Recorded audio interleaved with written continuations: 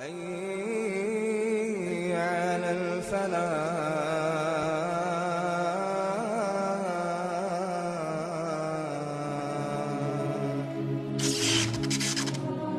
So the Ottoman Empire, may Allah reward them, did an amazing job in establishing Islam.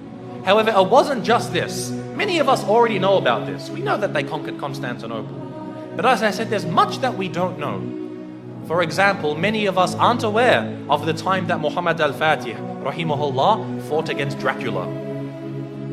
You've heard of Dracula before? When I say Dracula, you're probably thinking of a vampire. And you're saying, yeah, Musa. You're telling me that Muhammad al-Fatih fought a vampire? What's next? He fought Superman? No. Dracula was a real man. There was a real man named Dracula, and he ruled over the southern part of the country of what we call today Romania. Now, Muhammad al-Fatih, rahimahullah, as he began to advance into Eastern Europe, for example, Bosnia, Serbia, Hungary, all of these lands, the people of Wallachia, of southern Romania, they wanted to fight against the Ottomans.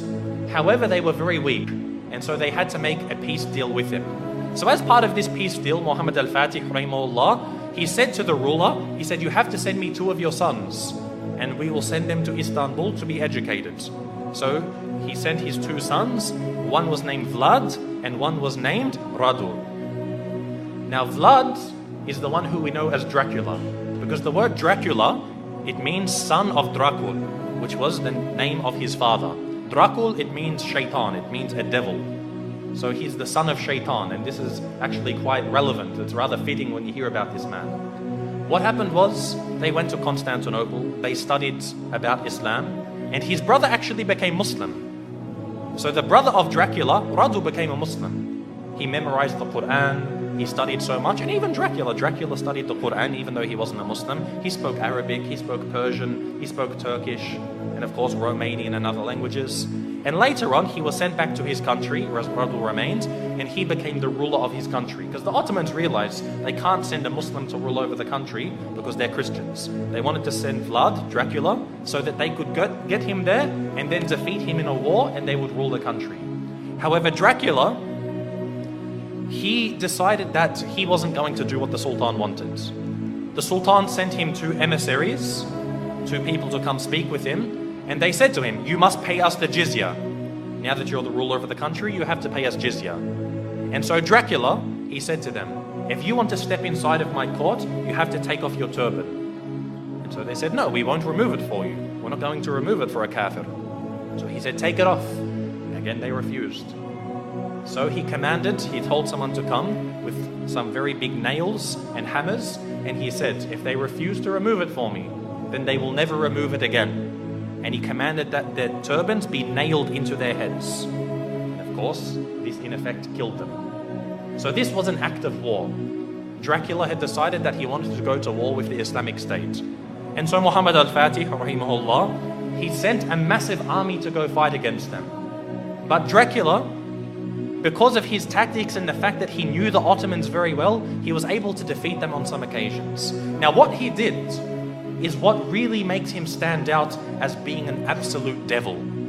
Dracula, what he did is when they would kill a person, or sometimes they wouldn't even kill him, they would capture them, he did something which is called impaling.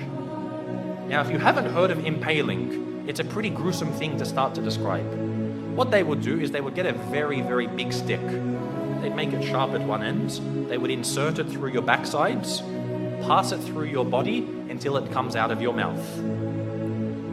They would impale them, they would pass this through their body. A lot of the time they would be alive as well. And this is how they would kill them.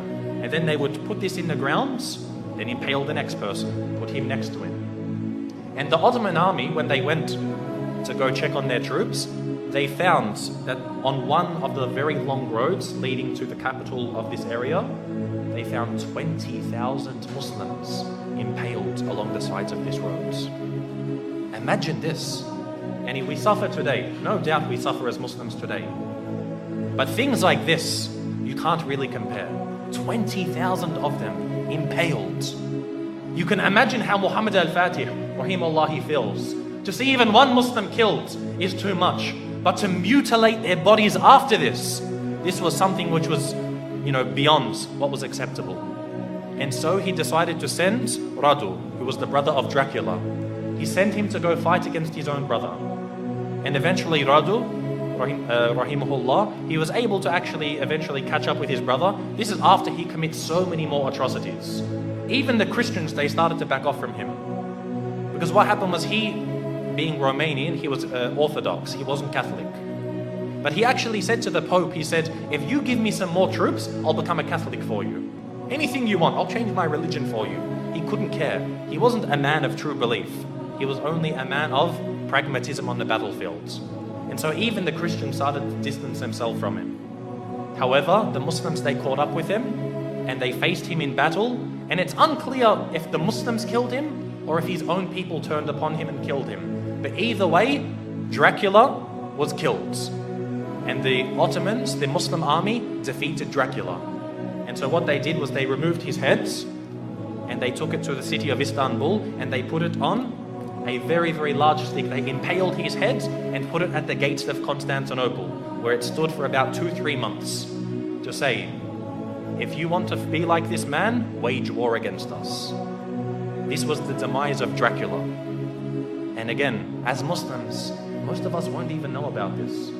How many people know that Dracula was a real man? And we as Muslims, we fought him and we killed him. You know how they say garlic kills Dracula, or a silver bullet to the heart, or a wooden stake? None of these kill Dracula. Muslims kill Dracula. So anyone who wants to follow the way of Dracula, they will face the same wrath from the Muslim Ummah.